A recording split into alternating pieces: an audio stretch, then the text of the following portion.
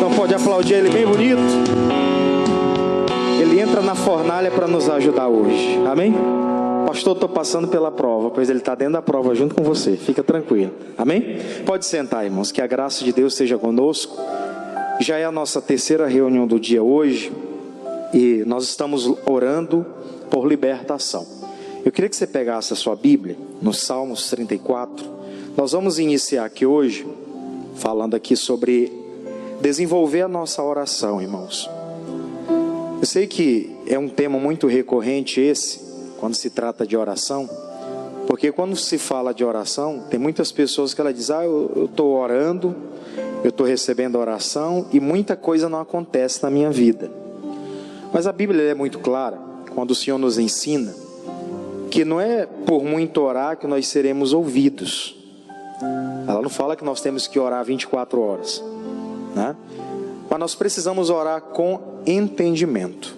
Nós temos na Bíblia vários exemplos de homens que, quando entenderam que a oração, como a oração deveria ser feita, como ela seria aceita por Deus, eles tiveram resultados. A gente tem vários exemplos que a gente pode comentar aqui brevemente, de orações que Deus ouviu assim de forma imediata. Um dos casos que você já ouviu falar muito é o caso de Jabes.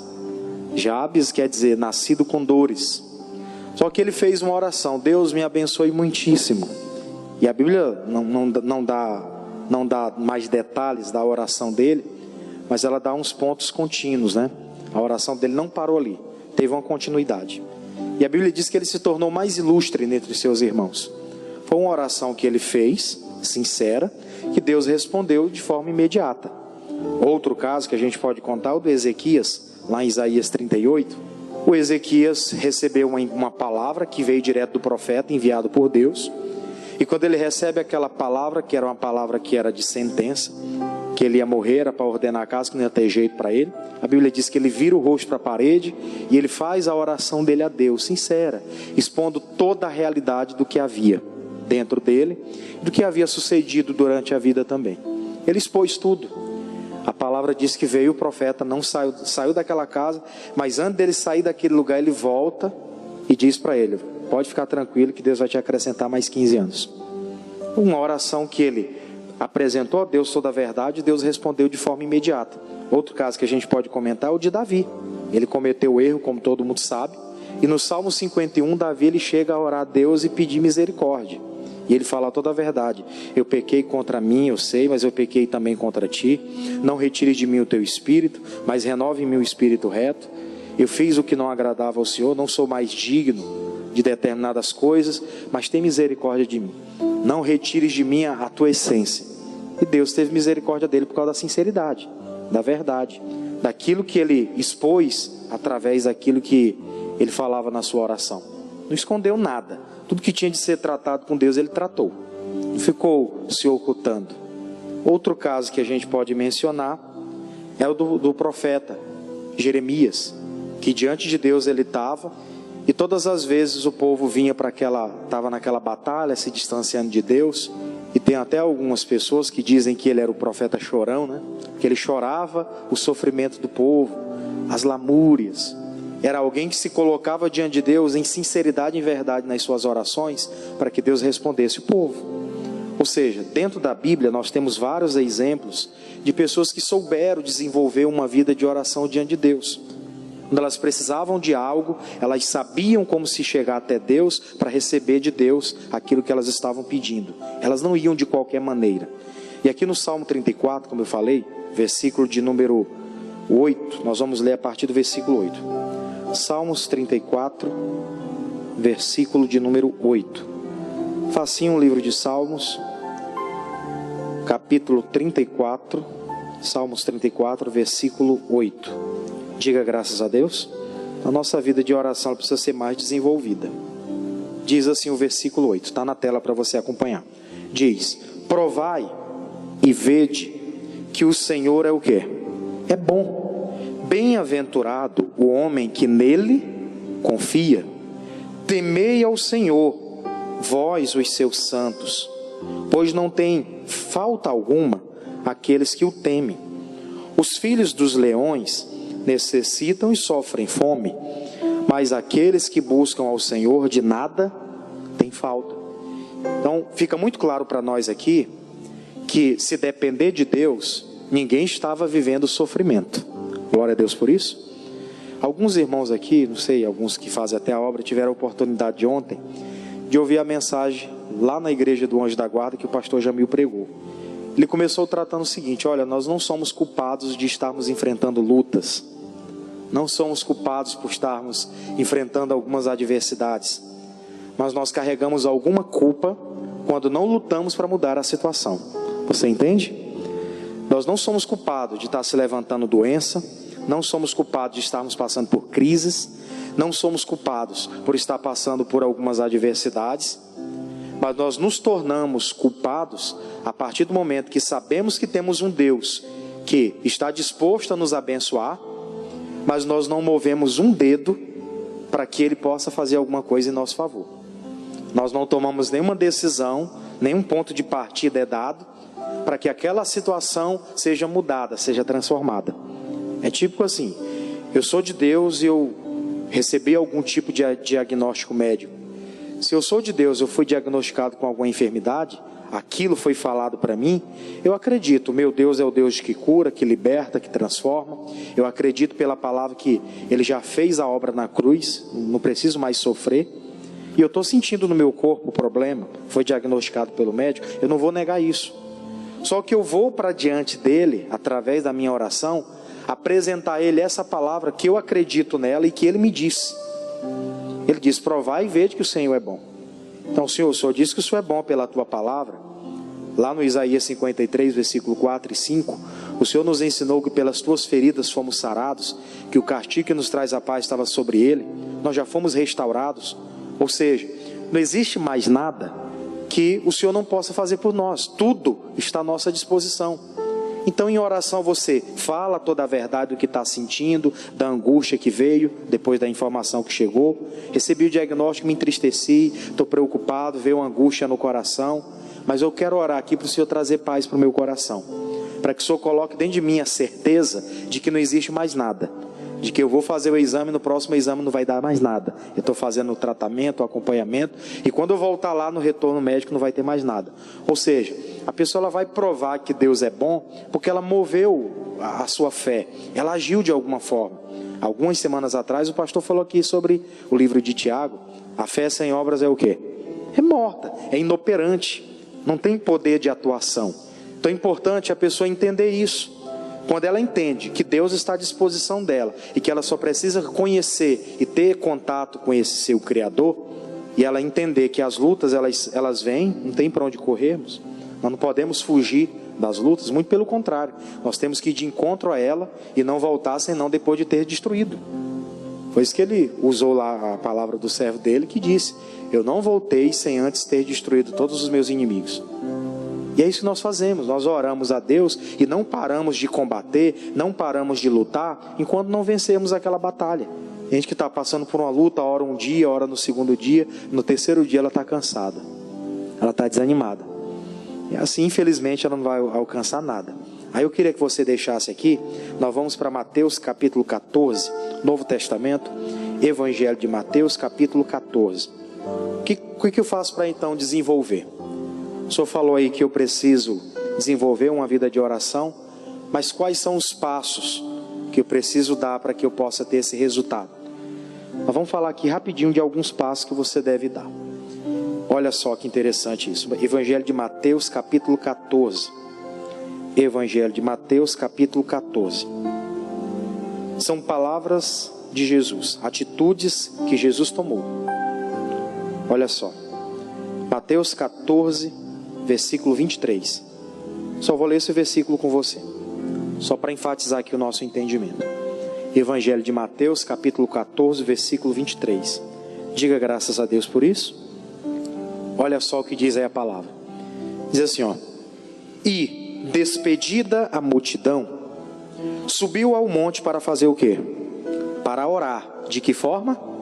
À parte, ou seja, separado.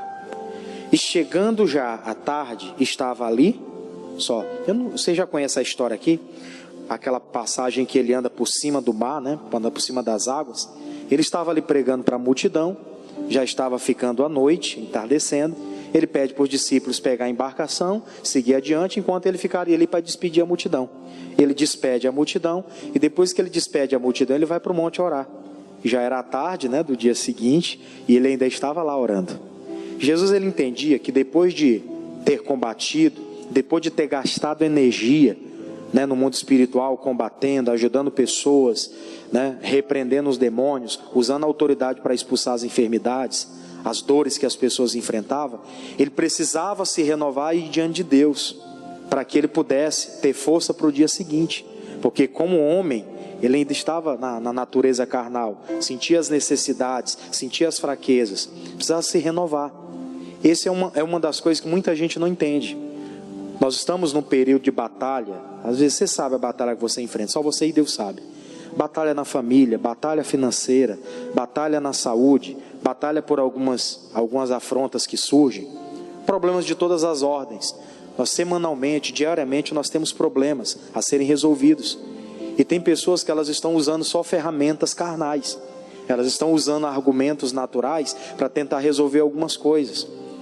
E quando chega o final do dia, ou a noite no caso, tem pessoas que ao invés de ir aos pés da cruz, aos pés de Jesus, para se renovar, para buscar a força de Deus, para que ela desenvolva uma vida de oração, para saber como resolver aquele problema no dia seguinte, ela vai e dorme, descansa. Ou então, quando não, ela fica buscando conversar com uma pessoa ou com outra, que vai orientar ela para saber o que ela deve fazer. Você deve conhecer pessoas assim. Ou talvez, essa já foi algumas atitudes que nós tomamos um dia. De, durante o dia ali, termos uma ocasião com alguém para resolver problemas. Tivemos audiências diante de pessoas, diante de autoridades, para resolver situações. Usamos os nossos argumentos. E aí, no final do dia, ao invés de chegarmos diante de Deus para orar, para apresentar a Deus a causa, para desenvolver com Deus ali, para ter a convicção de que aquilo nos pertence, a pessoa vai lá, ela dorme, né? Descansa fisicamente falando, e às vezes nem dorme direito, ou quando não, ela fica ligando para um e para outro, e buscando que as pessoas até falem com ela de forma positiva, para que mande para ela uma energia, para que ela possa no dia seguinte ter algum resultado. Se não for diante de Deus, não tem resultado. Jesus tinha plena convicção. Nós estamos tratando aqui não de pessoas, estamos tratando do Mestre, que ele mesmo, sendo Deus, na forma de homem aqui, ele sabia que no dia seguinte ele ia enfrentar algumas situações, talvez até piores do que ele enfrentou no dia atual. Então ele precisava ir diante de Deus e desenvolver uma vida com Deus ali, para que quando chegasse no dia seguinte ele saber literalmente o que faria. Talvez está faltando isso para algumas pessoas. Estou com os problemas para resolver e eu não sei como resolver. Quando eu chego lá eu só falo que não deve. Falta mais de Deus.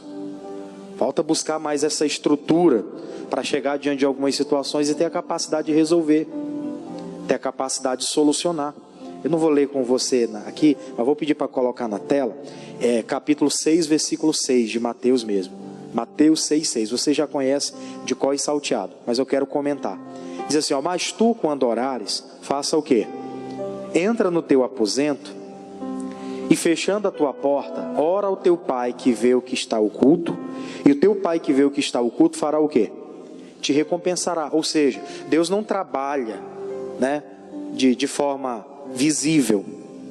Deus trabalha dessa forma, no oculto.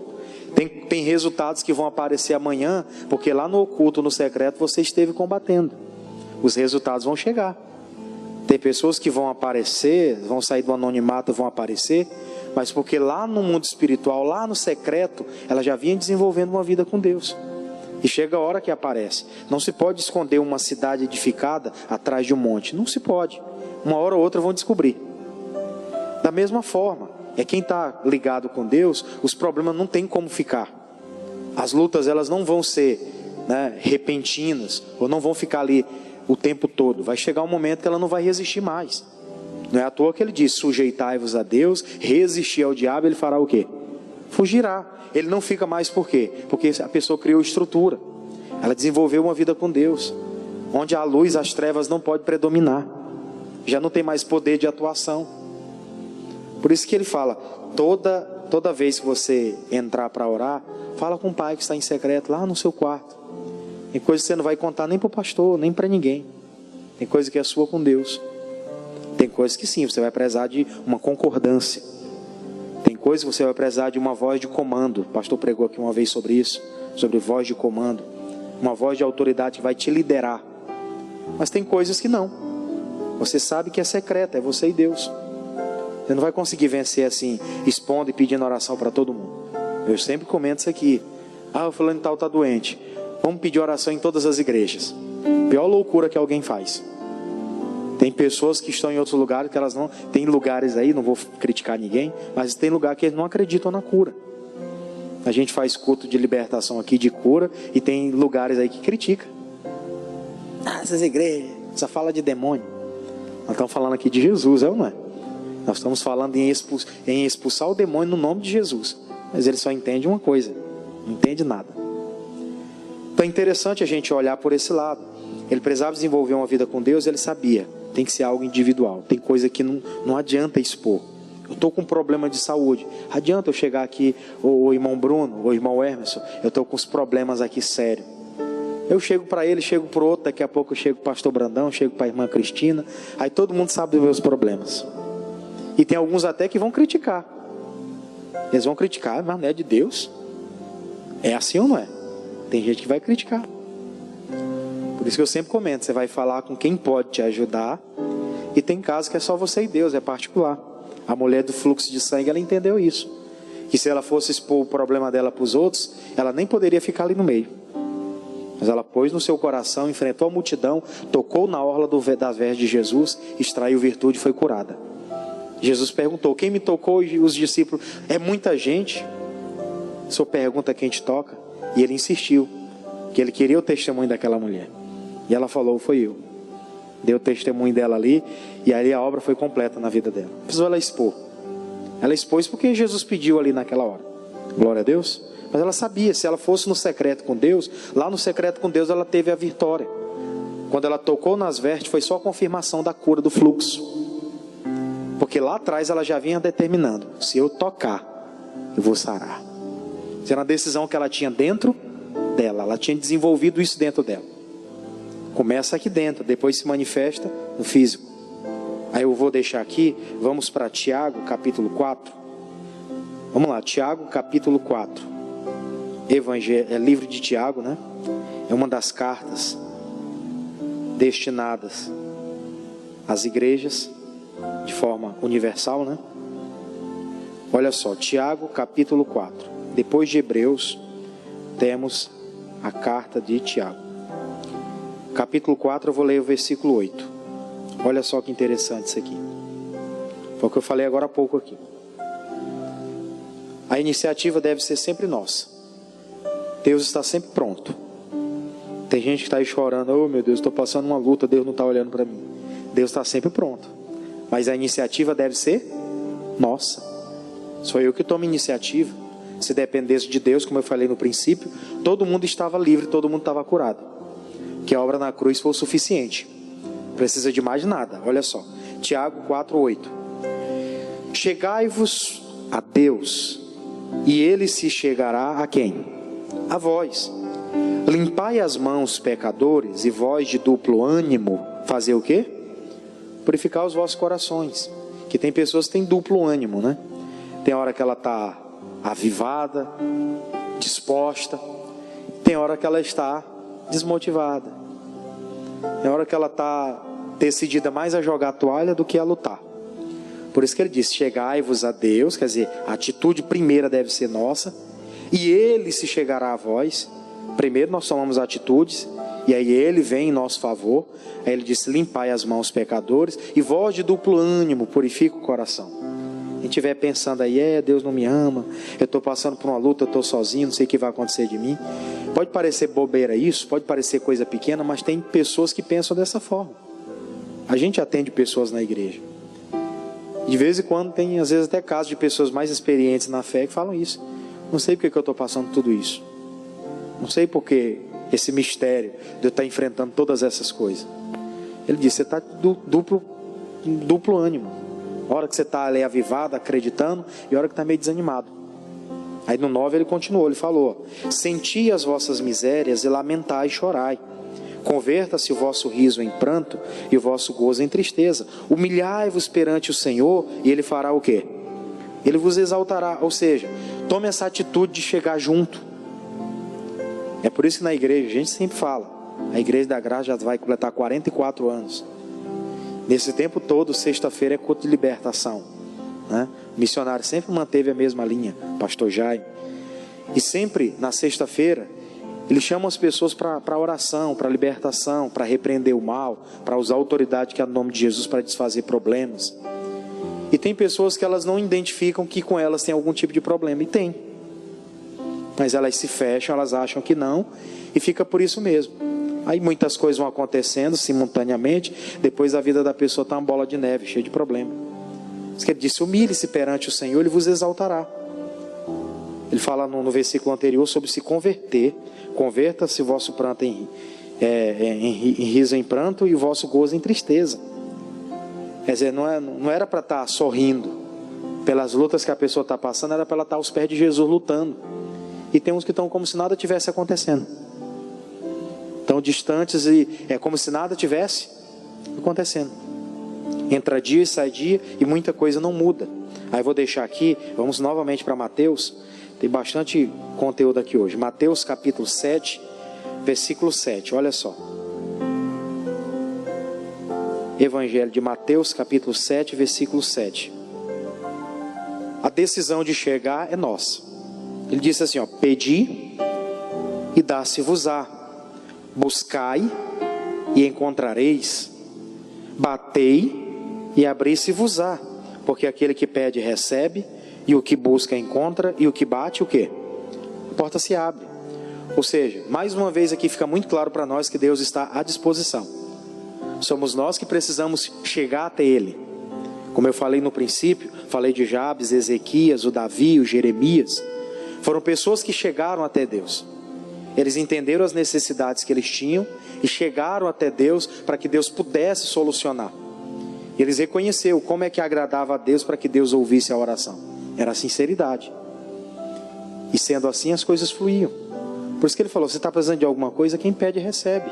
Quem busca encontra, quem bate a porta se abre. Pedi-se e dá-se-vos-á. Lá na frente ele vai continuar. Se o pai, se os homens sendo maus sabem dar bons presentes aos seus filhos, quanto mais o Pai Celestial. Está aí, ó, versículo 9. E qual dentre vós é o homem que, pedindo-lhe pão, o seu filho, lhe dará uma pedra? Né? E pedindo-lhe peixe, lhe dará uma serpente? Deus está sempre disposto a dar o melhor. Agora, infelizmente, Ele não tem visto essa atitude de querer na vida de muitas pessoas. Que bom que Ele tenha na nossa hoje, porque nós estamos aqui, amém? Independente de qualquer coisa. Nós queremos que essa obra seja confirmada, e ela vai ser. Justamente por conta da decisão de virmos, chegarmos até Ele. Chegar até Ele, chegai-vos a Deus, né? Outra coisa para enfatizar é rapidinho, Timóteo, primeira carta a Timóteo, capítulo 2. Estou pegando essas referências com você para você ir estudando ela depois em casa. Primeira carta a Timóteo, capítulo 2. Olha só. Primeira carta a Timóteo, capítulo 2. Depois da carta aos Tessalonicenses, Timóteo, capítulo 2, versículo 1. Primeira carta a Timóteo, capítulo 2, versículo 1. Deus está sempre pronto, mas Ele espera essas atitudes aqui da gente, ó. Diz assim, ó: admoesto-te, pois, antes de tudo, quando Ele fala tudo é todas as coisas, que se façam deprecações e orações, intercessões e ação de graças por todos os homens. Eu não vou ler mais porque a leitura é extensa, né? Mas ele fala lá sobre orar por aqueles que estão sobre a nossa vida como autoridade, para que tenhamos uma vida quieta, sossegada. E muita coisa poderia estar mais organizada se tivéssemos esse tipo de pedidos a Deus nas nossas orações. Para que algumas coisas que estão desajustadas, elas realmente se ajustassem. Fosse muito claro com Deus nas orações: Deus, eu quero que seja dessa forma. Eu quero que seja desse jeito. Pela tua palavra, o Senhor diz que aquele que pede, recebe. Tem coisa aqui na minha casa que está fora do controle. Tem coisa na minha vida financeira que está fora do controle. Estou com uns problemas de saúde que está fora do meu alcance. Mas eu estou orando para que isso se ajuste. Mas antes de qualquer situação mesmo, apresenta. Vai sair para qualquer batalha, para resolver qualquer situação, antes de tudo, se faça orações. Vai orar por alguém da família que vai viajar, interceda. Tem gente que às vezes, não, vai viajar ali, graças a Deus, está abençoado. Não faça uma oração. Repreende ali, se tiver algum tipo de atrapalho na caminhada, não vai atrapalhar. Você é rei e sacerdote, você tem autoridade no mundo espiritual para repreender. Glória a Deus por isso. Muitos problemas possivelmente seriam evitados se tais atitudes tomássemos, né? E para a gente terminar, eu vou ler com vocês Jeremias. Falei de Jeremias, né? Livro do profeta Jeremias, capítulo 29. A questão aqui não é que nós não conhecemos esse versículo, é que realmente ele vai nos ajudar hoje a finalizar esse entendimento acerca daquilo que nós vamos orar hoje. Ora para desenvolver uma vida de oração. Você não sabe o dia de amanhã. Olha só que interessante isso aqui. Jeremias capítulo 29. O povo de Israel nesse tempo estava cativo. E Jeremias estava enviando palavras de ânimo para que o povo buscasse de Deus o socorro, que o povo se fortalecesse no Senhor. Deus iria fazer eles serem transportados da escravidão para a liberdade novamente. E aí no versículo 12 ele fala assim, ó, o versículo é muito conhecido, Jeremias 29, 12, o que diz aí? Então me invocareis, quer dizer, a oração, né, aquela oração mesmo fervorosa, de invocar Deus para a vida dele, e ireis, e orareis a mim, e eu os ouvirei, e buscar-me-eis e me achareis quando me buscardes de todo o vosso coração, e serei achado de vós, diz o Senhor, e vos farei voltar os vossos cativos, e congregar-vos-eis de todas as nações, e de todos os lugares para onde vos lancei, diz o Senhor, e tornarei a trazer-vos ao lugar de onde vos transporteis, porque diz o Senhor, nos levantou profetas em Babilônia. Glória a Deus.